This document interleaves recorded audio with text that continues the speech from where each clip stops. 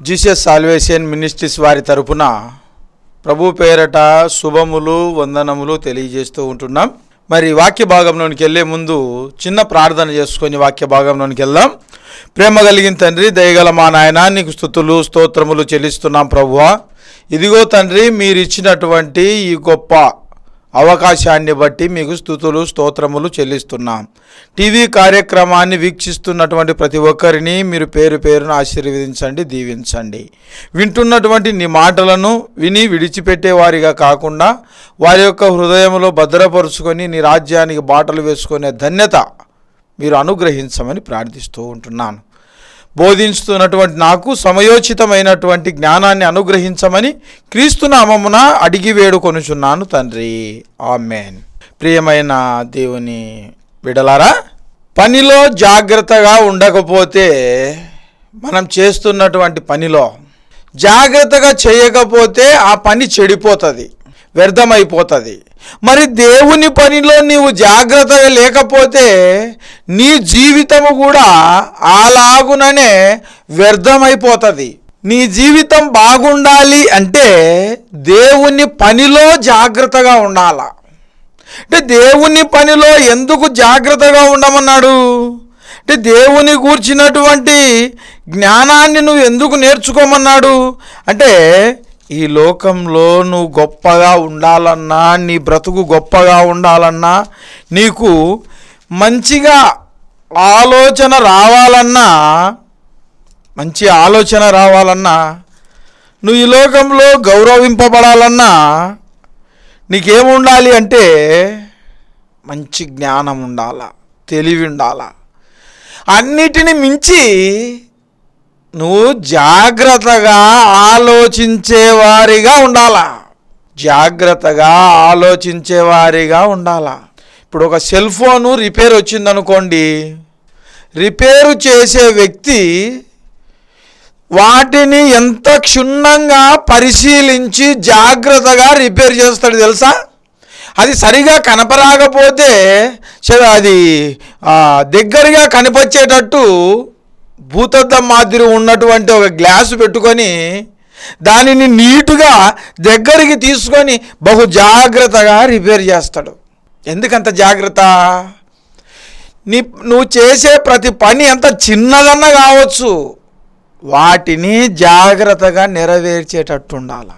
యెహోషువ గ్రంథం 1వ అధ్యాయం 8వ వచనం, ఈ ధర్మశాస్త్ర గ్రంథమును నీవు బోధింపక తప్పిపోకూడదు, దానిలో వ్రాయబడిన వాటన్నిటిని ప్రకారము చేయుటకు నీవు జాగ్రత్త పడునట్లు దివారాత్రములు దానిని ధ్యానించిన ఎడల నీ మార్గము వర్ధిల్లజేయును. చక్కగా వర్ధిల్లుతుంది. అంటే నువ్వు ధర్మశాస్త్ర గ్రంథములో ఉన్న మాటలను జాగ్రత్తగా బోధించకపోతే నువ్వు వేస్ట్గా ఉంటావు. ఉన్నటువంటి మాటలను, ప్రతి మాటను నువ్వు ఎలా బోధించాలి అంటే బహు జాగ్రత్తగా ఎలా చేయాలి?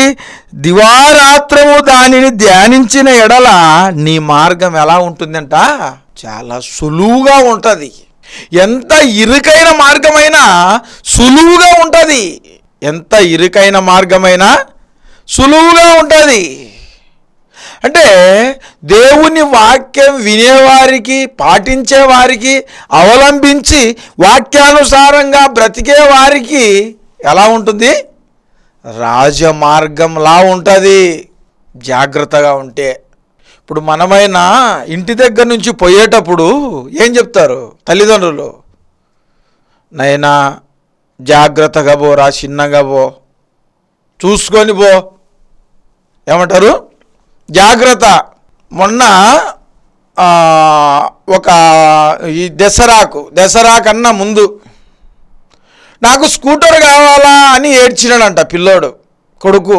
స్కూటరు కొనిస్తారా, నేను చచ్చిపోమ్మంటావా? స్కూటరు కొనిస్తావా, నేను చనిపోవాలా అని అడిగినాడు. తల్లిదండ్రులు అప్పు చేసి కొన్నారంట స్కూటరు. స్కూటరు కొన్న 2వ రోజే యాక్సిడెంట్లో మరణించినాడు కుమారుడు. యాక్సిడెంట్లో మరణించినాడు. తల్లిదండ్రులు అంటున్నారు, మేము నువ్వు కావాలి అని ఏడ్చినప్పుడు వద్దు అని చెప్పినా నువ్వు వినలే. కావాలి అంటే అప్పు చేసి 2,80,000 అప్పు చేసి స్కూటర్ కొనిచ్చిన నా కొడుకు. తండ్రి ఆవేదన. వెళ్ళేటప్పుడు జాగ్రత్తగా వెళ్ళు నాయనా అని చెప్పి కూడా చెప్పినా, కానీ ఎక్కడ వెళ్ళాడో జాగ్రత్తగా ఎక్కడుంది? ఏడ్చి కొనిపించుకున్నావు కదా బండి, జాగ్రత్తగా లేకపోతే ఈ లోకంలో నిన్ను మర్చిపోవాలా. జాగ్రత్తగా లేకపోతే ఈ లోకంలో నిన్ను మర్చిపోవాలా. పిల్లలకు ఏం చెప్పమన్నాడు తెలుసా? పిల్లలకు ద్వితీయోపదేశకాండం 4వ అధ్యాయం, ద్వితీయోపదేశకాండం 4వ అధ్యాయం 9వ వచనం. అయితే నీవు జాగ్రత్త పడము, నీ కన్నులారా చూచిన వాటిని మరువకుండునట్లు, అవి నీ జీవితకాలం అంతయు నీ హృదయములో నుండి తొలగిపోనీయకుండునట్లు నీ మనస్సును బహు జాగ్రత్తగా కాపాడుకొనుము. నీ కుమారుల కుమారులకును వాటిని నేర్పించు. నీ కన్నులారా చూచినేటి, చెవులారా విన్నేటి ఏవైతే ఉన్నాయో అవన్నీ కూడా ఎవరికి చెప్పాలా? నీ కుమారులకు, వారి కుమారులకు. అంటే నువ్వు ఎలా ఉండాలి అంటే జాగ్రత్తగా దేవుడు చేసినటువంటి అద్భుతాలు, దేవుడు చేసినటువంటి ఆశ్చర్య కార్యాలు, దేవుడు చేసినటువంటి క్రియలు, దేవుడు చేసినటువంటి మేలులు, దేవుడు నిన్ను ఎన్నో అపాయాల నుండి తప్పించినాడు కదా, ఇవన్నీ కూడా దేవుడు తప్పించాడు అని ఎవరికి చెప్పాలి? పిల్లలకు చెప్పాలి. నాయనా నువ్వు ఎక్కడ ఉండాలి? దేవునిలో ఉండాలి, దేవుని పనిలో ఉండాలి. ఆయన పని నిమిత్తమే మనం ఈ లోకంలో జీవించాలి. నువ్వు ఆలోచించాల్సినటువంటి ముఖ్యమైన పాయింట్ ఏది అంటే, నువ్వు ఈ లోకంలో పిల్లలకి ఏం నేర్పాలి అంటే, జాగ్రత్తగా నీ కన్నులారా నువ్వు చూసినేటి పిల్లలకు చెబితే వాళ్ళు తెలుసుకుంటారు. పిల్లలకు చెప్పలేదనుకో, పిల్లలకి ఎలా తెలుస్తుంది చెప్పండి? బోధించకపోతే, ఈ మాటలను వివరించకపోతే పిల్లలు ఎలా వింటారు, ఎలా తెలుసుకుంటారు, మాటల ప్రకారంగా ఎలా ప్రవర్తిస్తారు? 6వ అధ్యాయంలో కూడా చక్కటి మాట ఉంది కదా, 6వ అధ్యాయం 6వ వచనంలో చక్కటి మాట, ద్వితీయోపదేశకాండం. అక్కడేముంది? నేను నీకు ఆజ్ఞాపించిన మాటలు నీ హృదయంలో ఉండాలి, నీ కుమారులకు వాటిని అభ్యసింపజేసి. ఎప్పుడెప్పుడంట? ఇంట్లో కూర్చునేటప్పుడు, త్రోవలో నడిచేటప్పుడు, పడుకున్నప్పుడు, లేచినప్పుడు, ప్రతి సమయంలో ఏం చెప్పాలా? దేవుని జ్ఞానము కలిగిన మాటలు. దేవుని జ్ఞానాన్ని ఎక్కడుండాలా? పిల్లల బ్రెయిన్లో ఉండాలా, పిల్లల మనస్సులో ఉండాలా, పిల్లల ఆలోచనలో ఉండాలా. వాళ్ళు చెడిపోకుండా ఉండేటట్లు, జాగ్రత్తగా ఉండేటట్లు, వాళ్ళు బాగుపడినట్లు, వాళ్ళు చెడు కార్యాలు చేయకోకుండా స్థిర మనస్సు కలిగినట్టు ఉండేటట్టుగా ఏం చేయాలి? నువ్వు బహు జాగ్రత్తగా ఆలోచింపజేయాలి పిల్లలను. ఇంట్లో కూర్చున్నప్పుడు, లేచినప్పుడు, త్రోవలో నడిచేటప్పుడు, పడుకున్నప్పుడు, ప్రతి సమయంలో నువ్వు వీటిని గురించి మాట్లాడాలను. చెత్త గురించి నువ్వు మాట్లాడకూడదు, లోక విషయాల గురించి నువ్వు మాట్లాడకూడదు, లోకస్తుల గురించి నువ్వు మాట్లాడకూడదు, వ్యర్థమైన వాటి గురించి నువ్వు మాట్లాడద్దు. నువ్వు దేవుని కుమారునివి, దేవుని కుమార్తెవు. వ్యర్థమైన మాటలు నీకెందుకు? వ్యర్థమైన వాటిని గురించి ఆలోచించడం ఎందుకు? లోక సంబంధమైన వాటి కోసం నీకెందుకు ఇంత ప్రయాస? నేనున్నటువంటి సమాజంలో ఈరోజు నిజము అనేది జాగ్రత్తగా మాట్లాడుతున్నా ఎక్కువగా విరోధులుగా మిగిలిపోతారు. నువ్వు జాగ్రత్తగా మాట్లాడకపోతే అనర్థాలే వస్తాయి. నోరుంది కదా అని ఇష్టం వచ్చినట్టుగా మాట్లాడారనుకో, చిక్కుల్లో పడిపోతారు. ఎందుకంటే ఓ మాట అన్నాడు యోబు గ్రంథంలో, చక్కటి మాట. యోబు గ్రంథం 21వ అధ్యాయంలో చక్కటి మాట ఉంది. యోబు గ్రంథం 21వ అధ్యాయం 2వ వచనంలో చక్కటి మాట. నా మాట మీరు జాగ్రత్తగా వినుడి, నా మాట మీ ఆదరణ మాటకు ప్రతిగా నుండునుగాక. దేవుని మాటలు వింటే ఏం కలుగుతుంది? ఆదరణ ఇచ్చే మాటలు, మనలను బాధలలో నుండి విముక్తి చేసే మాటలు, మన యొక్క శ్రమల నుండి విముక్తి చేసే మాటలు, శ్రమలలో నుండి బయటికి తెచ్చే మాటలు, కష్టాల నుండి బయటికి తెచ్చే మాటలు, అంటే వ్యర్థమైన వాటి నుండి మనల్ని బయట వేసే మాటలు ఎక్కడున్నాయంటే బైబిల్ గ్రంథం. దేవుని మాటలు నువ్వు వినాలి, బోధించాలి, పాటించాలి. ప్రతి మాట, ప్రతి అక్షరం, ఇందులో ఉన్న ప్రతీది కూడా జాగ్రత్త. అంటే ఎందుకు ఇన్ని జాగ్రత్తలు చెబుతున్నాడు? ఇన్ని జాగ్రత్తలు ఎందుకు చెప్తున్నాడు దేవుడు అంటే, దేవుడు ఎందుకు అంత జాగ్రత్త చెప్పినాడంటే, దేవుడు జాగ్రత్త అంటే మనం యాన్నో పొరపాటు చేస్తామనే దేవుడు జాగ్రత్తగా చెప్తాడు. అంటే మనం చెడిపోకుండా ఉండేటట్లుగా దేవుడు ముందుగానే అన్నీ కూడా వ్రాయించినాడు. కీర్తనల గ్రంథంలో చక్కటి మాట, 31వ కీర్తన 1వ వచనం, యెహోవా నీ శరణుదొచ్చి ఉన్నాను, నన్ను ఎన్నడూను సిగ్గుపడనీయకుము, నీ నీతిని బట్టి నన్ను రక్షింపుము. నీతిని బట్టి రక్షించు తండ్రి. అంటే నేను నీతిగా బ్రతికితే, నాలో పాపము లేకపోతే నన్నేం చేయాలి? నువ్వు రక్షించు ప్రభువా. నాలో నీతి లేకుండా నేను అబద్ధాలు ఆడింటే నన్ను శిక్షించు తండ్రి. దావీదు అంటున్నాడు. నువ్వు అంటావాట, ఈ లోకంలో నువ్వు బ్రతికేందో నీకు తెలుసు, కానీ లోకంలో ఎవ్వరు నన్ను చూడలేదు అని అనుకుంటుంటావు. నువ్వు కూర్చునేది, లేచేది, పడుకునేది, త్రోవలో నడిచేది నీ ఆలోచన రాకముందే దేవునికి అర్థమైపోతుంది. మరి నీ గురించి దేవుడు ఎందుకు ఆలోచించాడు చెప్పు? నీ గురించి ఎందుకు ఆలోచించాడు దేవుడు? అనుక్షణం, అనుదినం, సమయమందును అసమయమందును ప్రతి విషయంలో జాగ్రత్త పడాలి. నువ్వు జాగ్రత్త పడాలా. దేవుని యొక్క మాటకు విలువ ఇచ్చి ఆయన శరణులో ఉంటే, ఆయన ఆజ్ఞలో ఉంటే నువ్వు గొప్పగా ఉంటావు. అంటే నువ్వు గొప్పగా ఉండాలన్నా నీలో ఏముండాలి? దేవుని భయం. ఇప్పుడు భయంతో ఉండేవాళ్ళు ఎట్టుంటారు చెప్పు? జాగ్రత్తగా ఉంటారు. లేనిపోని సమస్యలు వస్తాయి మనకెందుకు? మనమేదో మన పనేదో చక్కగా చూసుకోవాలంతే, మన పనేదో చక్కగా చూసుకోవాలంతే అని అనుకుంటారు జాగ్రత్తగా ఉండేవాళ్ళు. జాగ్రత్తగా లేని వాళ్ళు అన్నీ అనర్థాలే ఉంటాయి. ఎక్కడికి వెళ్ళినా గొడవలు, పోకిరి చేష్టలు ఉంటాయి. అంటే ఎందుకంటే వాళ్ళకు దేవుని యొక్క భయభక్తులు లేవు. అంటే జాగ్రత్తగా ఎలా ఉండాలో వాళ్ళు నేర్చుకోలే. దేవుని భయభక్తులలో ఎలా ఉండాలో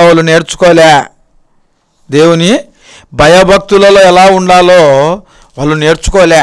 కీర్తనల గ్రంథంలో చక్కటి మాట ఉంది. 119వ కీర్తన 4వ వచనం, నీ ఆజ్ఞలను జాగ్రత్తగా గైకొనవలెనని నీవు మాకు ఆజ్ఞాపించినవు. నీ ఆజ్ఞలను జాగ్రత్తగా గైకొనవలెనని నీవు మాకు ఆజ్ఞ అతిక్రమము పాపం వలన వచ్చే జీతము మరణాన్ని సంపాదించుకుంటావు. నువ్వు ఆజ్ఞ ఇచ్చినాడు నైనా, నువ్వు జాగ్రత్తగా ఉండకపోతే నువ్వు అనర్థాలలో పడతావు, మరణానికి దారి తీర్చది. నువ్వు జాగ్రత్తగా లేకపోతే మరణాన్ని సంపాదించుకుంటావు. నీకు వచ్చేదేంటి? మరణం. అంటే జాగ్రత్త. తండ్రి కుమారుల ఎడల ఎంత జాలి పడుతున్నాడో చూడు. నైనా నా మాట వినండి, నైనా నా మాట విను, మాటల ప్రకారం లోబడి బతుకు. ఈ మాటల ప్రకారంగా నువ్వు విని ఆలోచించు. అక్కడనే 9వ వచనంలో ఒక మాట ఉంది, యవనస్తులు దేని చేత తమ నడతను శుద్ధిపరుచుకొందురు? నీ వాక్యమును దానిని జాగ్రత్తగా చూచుకొనుట చేతనే కదా. అంటే యవనస్తులు కూడా తొట్టిల్లకుండా, పడిపోకుండా, చెడిపోకుండా జాగ్రత్తగా ఉండాలి అంటే దేన్ని చూసుకోవాలా? వాక్యాన్ని. నీ వాక్యమును దానిని జాగ్రత్తగా చూచుకొనుట చేతనే కదా. వాక్యాన్ని జాగ్రత్తగా చూసుకుంటే ఈ లోకంలో అనర్థాలు ఉండవు, పాపమునకు చోటే లేకుండా ఉంటుంది. అపవాదికి సిగ్గు అవమానం కలుగుతుంది. అపవాదికి తావేయకోకుండా క్రీస్తులో మనం బ్రతికేటట్టు చేసేది ఏమిటి అంటే వాక్యం. క్రీస్తులో మనల్ని జీవింపజేసేది ఏంటి అంటే వాక్యం. నిత్య జీవానికి నిన్ను నడిపించేది ఏంటంటే వాక్యం. వాక్యానుసారంగా బ్రతుకు, వాక్యంలో ఉండు. వాక్యానుసారమైనటువంటి బ్రతుకులో స్థిరత్వం కలిగి జీవించు. స్థిరత్వం, స్థిర మనస్సు.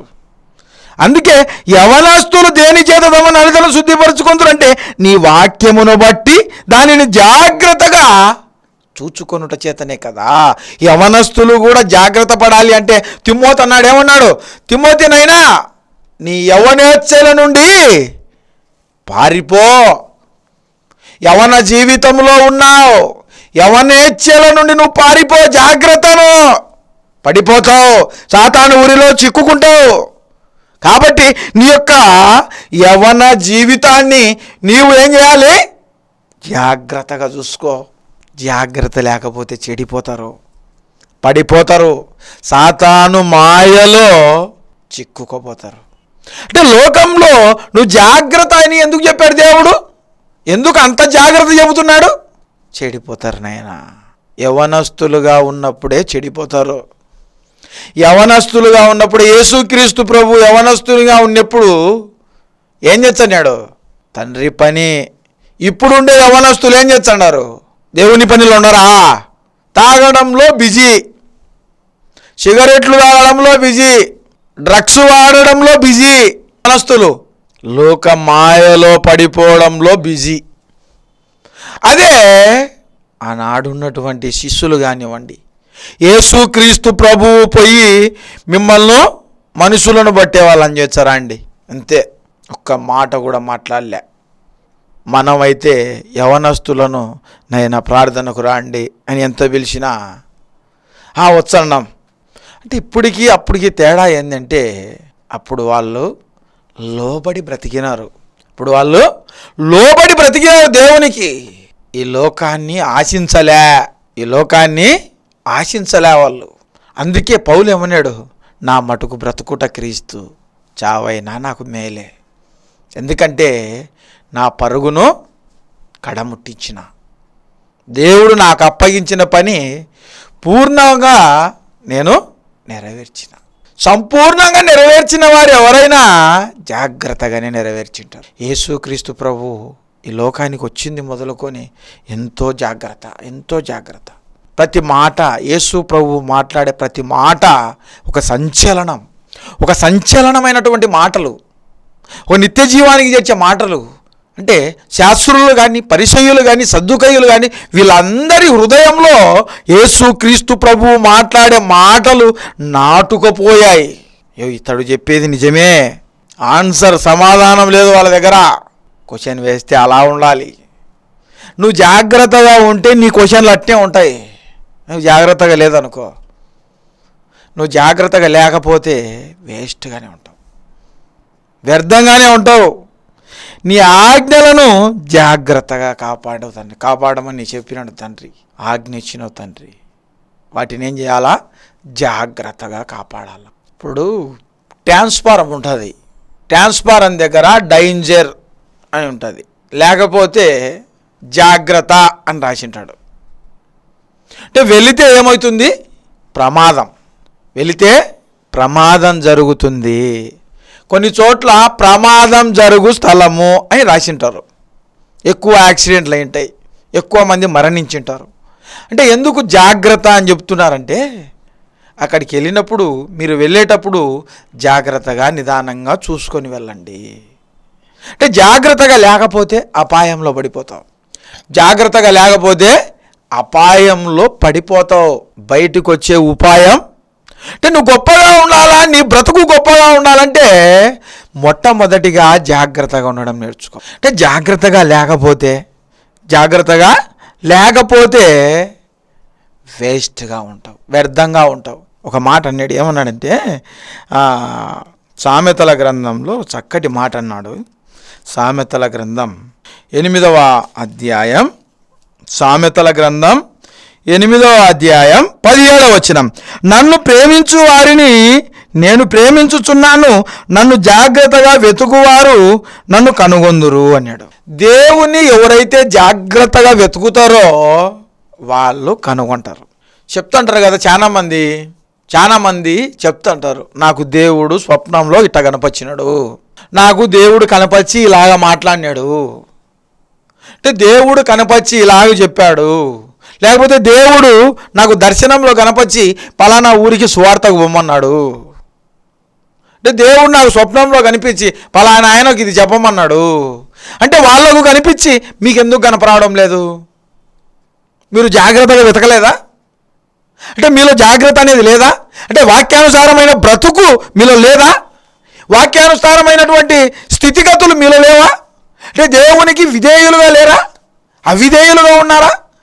వాక్యానుసారంగా బ్రతకడం లేదా? వాక్యానుసారంగా బ్రతకలేదా? అంటే వాళ్ళకు కనపరావడం ఏమి, మీకు కనపరాకుండా పోవడానికి కారణం ఏమి? చెప్తుంటారు, నాకు పలానా అభిషేకం ఇచ్చినాడు దేవుడు కనపచ్చి దర్శనంలో, అంటే వాళ్ళకే ఇచ్చి నీకెందుకు ఇలా, నువ్వెందుకు లోపడలే? యోహాను సువార్త 1వ అధ్యాయం 1వ వచనం, ఆది యందు వాక్యం ఉండెను, వాక్యము దేవుని యొద్ద ఉండెను, వాక్యము దేవుడై ఉండెను. చూసినారా? వాక్యమే దేవుడు. శ్రద్ధగా చదివేవారికి, దేవుని మాట వినేవారికి, జాగ్రత్తగా వెతికేవారికి కనిపించది. నువ్వు జాగ్రత్తగా వెతకలేదనుకో, వాక్యం కనపరాదు, దేవుడు కనపరాడు, లోకం కనపచ్చది, లోక ఆశలు కనపచ్చాయి, లోకంలో ఉండే పరిస్థితులు కనపచ్చాయి. అందుకే జాగ్రత్తగా వెతికే వాళ్ళకే నేను కనపచ్చా. ఇప్పుడు ఎవరైనా కమ్మ పోయిందనుకోండి, బంగారు కమ్మ పోతే పోని అని అనుకుంటారా? ఏం చేస్తారు? లైట్లు వేసైనా ఒకవేళ అప్పటికి కనపరాకపోతే జల్లెడ తీసుకొని అక్కడ ఉన్నటువంటి ఆ చెత్త చెదారం ఇసుక మట్టి అంతా జల్లిపోసైనా తీస్తాం బయటికి. మరి దేవుని వాక్యం ఏ రోజైనా గుర్తొచ్చిందనుకోండి, టక్కున ఆ వాక్యం ఎక్కడుంది అని ఎవరైనా బైబిల్లో చూసినారా? పలానా వాక్యం పలానా చోట ఉందా లేదా గుర్తొచ్చినప్పుడు, అంటే బైబిల్లోనే కదా ఉండేది, ఏముంది ఉంటుందిలే తర్వాత అయినా చూడొచ్చు. ఇంకా కొంతమంది ఏంటంటే చర్చికి బెల్లు కొడతానే టక్కున అక్కడ ఉన్నటువంటి ఆ గూట్లో ఉన్న ఆ అల్మార్లో ఉన్నటువంటి బైబిల్ టకాన తీసుకొని తొందరగా వెళ్ళిపోతారు చర్చికి. అంటే ముందంతా ఏం చేస్తారు? అందుకే దేవుడు అన్నాడు, ఏమన్నాడు? అందరూ వారి వారి సొంత కార్యములనే చూసుకుంటున్నారు. దేవుని కార్యాలు చూసేటప్పుడు, దేవుని వాక్యం చూసేటప్పుడు, దేవుని వెతికేటప్పుడు, దేవుని గురించి ఆలోచించేటప్పుడు, దేవుని గురించి ఆలోచించేటప్పుడు ప్రసంగిలో ఒక మాట అన్నాడు. ప్రసంగి గ్రంథం 5వ అధ్యాయం 1వ వచనమే, నీవు దేవుని మందిరమునకు పోవునప్పుడు నీ ప్రవర్తన జాగ్రత్తగా చూచుకో. ఏమన్నాడు? నీవు మందిరానికి పోవునప్పుడు నీ ప్రవర్తన ఎలా ఉండాలా? జాగ్రత్తగా చూసుకో. చర్చికి పోయేటప్పుడు నీ ప్రవర్తన ఎలా ఉండాలా? బహు జాగ్రత్త. దేవుని చేతిలో పడడం బహు భయంకరం. నువ్వు జాగ్రత్తగా లేవనుకో, నీ ఇష్టానుసారమైనటువంటి స్థితిలో ఉన్నావనుకో, చర్చిలో క్రమం లేకుండా, క్రమశిక్షణ లేకుండా ఎవరైనా, సంఘస్థులైనా, సంఘ పెద్దలైనా, సంఘంలో ప్రకటించేవారైనా జాగ్రత్తగా లేకపోతే వ్యర్థమే. దేవుని ఉగ్రతకు శిక్షార్హులైతారు. అందుకే నీవు మందిరానికి పోయేటప్పుడు ఎటుండాలా? నీ ప్రవర్తన జాగ్రత్త, డేంజర్లో పడిపోతావు.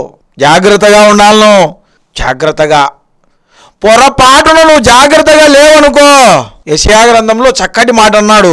యెషయా గ్రంథం 1వ అధ్యాయం 17వ వచనం, కీడు చేయుట మాని మేలు చేయ నేర్చుకొనుడి, న్యాయము జాగ్రత్తగా విచారించుడి, హింసించబడువాడు వానిని విడిపించుడి, తండ్రి లేని వానికి న్యాయము తీర్చుడి, విధవరాలి పక్షముగా వాదించండి. కీడు చేయడం మానుకొని ఏం చేయాలా? మేలు చేయడానికి జాగ్రత్త పడాలా. నువ్వు మేలే చేయాలా, కీడు చేయకూడదు. మేలు చేయడానికే సిద్ధపడాలను. ఈ లోకంలో నువ్వు ఎలా ఉండాలి అంటే, మేలు చేయడానికే ఆలోచించాలా, కీడు చేయొద్దు. జాగ్రత్తగా ఉండడానికి ప్రయత్నించాలా. జాగ్రత్త జాగ్రత్త అంటే యేసుక్రీస్తు ప్రభువు కానీ, తండ్రి అయినటువంటి దేవుడు కానీ ఈ లోకంలో నీకెందుకు ఇన్ని జాగ్రత్తలు బోధిస్తున్నారు అంటే నువ్వు తప్పిపోతావేమో, చెడిపోతావేమో, పడిపోతావేమో, సాతాను యొక్క ఉరిలో చిక్కుకుపోతావేమో. అందుకే నువ్వు సాతాను యొక్క ఉరిలో పడుకోకుండా ఉండాలంటే జాగ్రత్త పడాలి. జాగ్రత్తగా ఉండమని ఆజ్ఞ ఇచ్చినాడు. ఆజ్ఞను అతిక్రమించకూడదు.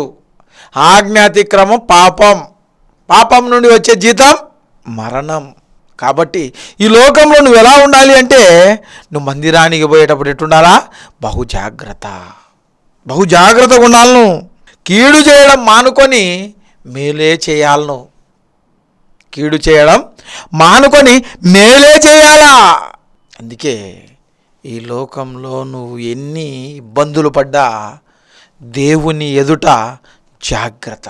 అంటే నువ్వు జాగ్రత్తగా లేకపోతే నీ యొక్క బ్రతుకు వ్యర్థంగా ఉంటుంది, నీ ఆలోచన వ్యర్థంగా ఉంటుంది. ఈ లోకంలో నువ్వు ఎట్లా బ్రతికినా వేస్ట్గానే పోతావు. అందుకే బ్రతికిన కొద్ది రోజులు జాగ్రత్తగా ఉండాల. జాగ్రత్త. ఇర్మియా గ్రంథంలో ఒక మాట ఉంది, 9వ అధ్యాయం 4వ వచనం, మీలో ప్రతివాడు తన పొరుగువాని విషయమై జాగ్రత్తగా ఉండవలెను. ఏ సహోదరునైనను నమ్మకుడి, నిజముగా ప్రతి సహోదరుడు తంత్రగొట్టయి తన సహోదరుని కొంపముంచు, ప్రతి పొరుగువాడు కొండెములు చెప్పుటకై తిరుగులాడుతున్నాడు. సొంత సహోదరులను కూడా నమ్మద్దు. ఏం చెప్తున్నాడు? తంత్రగొట్టిగా ఉండరు, ఎవరిని నమ్మద్దు. నీ పనిలో నువ్వే జాగ్రత్తగా ఉండు. నీ పని నువ్వే జాగ్రత్తగా చేయాలా. నీ పని నువ్వే ఆలోచించాలా. నీ పని నువ్వే జాగ్రత్తగా చేయాలా. నీ పనిని నువ్వు జాగ్రత్తగా చెయ్యకపోతే అది వ్యర్థంగా ఉంటుంది, వేస్ట్గా ఉంటుంది, చెడిపోతుంది. అందుకే ఈ లోకంలో నువ్వు బ్రతికినన్నాళ్ళు నీ బ్రతుకు గొప్పగా ఉండాలా, నీ ఆలోచన గొప్పగా ఉండాలా, నీ స్థితిగతులు గొప్పగా ఉండాలా. అందుకే నిజముగా మీలో ప్రతివాడు తన పొరుగు వాని విషయమై జాగ్రత్త. మన పక్కనుండే వాని విషయంలో కూడా నువ్వు ఎట్టుండాలా? జాగ్రత్త. మన ఫ్రెండు కానీ, సహోదరుడు కానీ, స్నేహితుడు కానీ, ఎవరైనా వాళ్ళ మనస్సులో, వాళ్ళ హృదయంలో ఏం ఆలోచన ఉండేది మనకు తెలుస్తుందా? తెలియదు. అందుకే ప్రతి వాని విషయంలో, నీ పొరుగు వాని విషయంలో నువ్వు ఎట్టుండాలా? జాగ్రత్త ఆలోచించాలా. అరే వీడు ఏం ఆలోచన చేస్తున్నాడు, వీడేం చేయాలనుకుంటున్నాడు అంటే వీళ్ళు ఏం ఆలోచిస్తున్నారు మన గురించి? మనలను చెడగొట్టాలని ఉన్నారా? పడగొట్టాలని ఉన్నారా? సాతాను యొక్క ఉరికి అప్పగించాలని ఉన్నారా? ప్రతిదీ ఆలోచించాలా. పొరుగు వాని విషయమై, నీ సహోదరుని విషయమై ఎవరిని నమ్మద్దు అన్నాడు. ఎవరిని నమ్మద్దు. పరలోకస్తులుగా నిత్య జీవాన్ని సంపాదించుకుంటారు. అందుకే ఈ లోకంలో బ్రతికినంత వరకు జాగ్రత్తగా ఉండడం నేర్చుకోండి. కొద్ది మాటలు దేవుడు దీవించును గాక. తలలోంచండి, ప్రార్థన చేసుకుందాం. ప్రేమ కలిగిన తండ్రి, దయగల మా నాయన, స్తుతులు స్తోత్రములు చెల్లిస్తున్నా ప్రభువా.